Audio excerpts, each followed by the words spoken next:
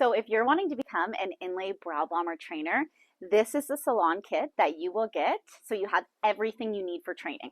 Your students are always going to get the brow bomber kit, which includes step 1, step 2, step 3, the ruler, our beautiful new slanted Rembrandt brush.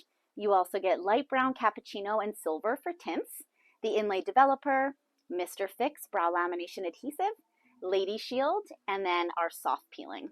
Then on top of that, so your students will get this, and then in your kit extra to be a trainer, you're going to get brown and chestnut as tint colors.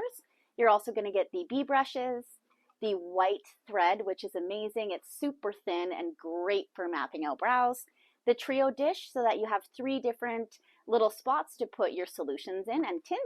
The Barolo dish is great to have because we do use water during the brow lamination, and also it's great to be able to clean your tools in between. The inlay foaming mousse, of course, that is pH balanced. And we get our crab claw tweezers. These are my favorite tweezers. They're nice and pointy to be able to get even the newest hairs that are coming out of the follicle. And then we have our inlay saline solution, the tint remover, our amazing color chart that goes over all of our tints.